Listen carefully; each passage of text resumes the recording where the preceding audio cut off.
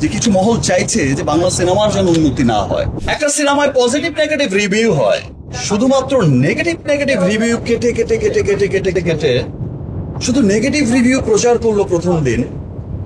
এর ব্যাপারটা বুঝলাম না। এই আক্ষেপটা কার প্রতি? আক্ষেপটা কি আমার প্রতি? এই চক্রান্তটা কার প্রতি? আমার প্রতি? এই চক্রান্তটা কার প্রতি?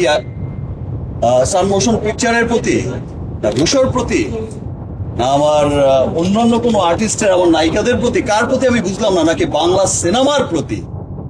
নাকি যারা চাইছে যে বাংলা সিনেমার উন্নতি চাইছে না শুধু তাদের, মানে তারা চাইছে, কিছু মহলই চাইছে, স্পষ্ট ক্লিয়ারই হয়ে যায় যে কিছু মহল চাইছে যে বাংলা সিনেমার যেন উন্নতি না হয়, যতটুকু এসেছে তার থেকে যেন আবার পিছিয়ে সেখানেই চলে যায়, আর যেন নতুন ধারার কোনো গল্প সৃষ্টি না হয়।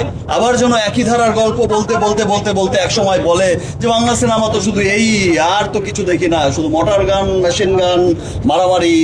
মারামারিও হবে, সব ধরনের সিনেমা হবে।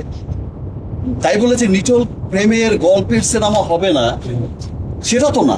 তাই বলে যে মধ্যবিত্ত আপার ক্লাসের গল্প হবে না তাও, সেটাও তো না। একটা সিনেমা, একটা গান, একটা সবকিছু সবার জন্য। এবং আমি সেকেন্ড ডে থেকে আবার যখন দেখছি যে রিয়েল রিভিউ গুলো যখন আসা শুরু হয়েছে, সবাই যখন সোচ্চার হয়েছে, যারা সিনেমা প্রেমী এবং যারা সিনেমাকে সত্যি সত্যি ভালোবাসে এবং সত্যি সত্যি চায় যে সিনেমা অনেক ভালো করুক, আমাদের সিনেমা ভালো করছে, বিশ্বমানের সিনেমা তৈরি হোক, ভিন্ন ভিন্ন গল্পের সিনেমা তৈরি হোক, তারা কিন্তু খুব পজিটিভ পজিটিভ রিভিউ দিচ্ছে এবং সবাই আবার নতুন করে হলে আসছে।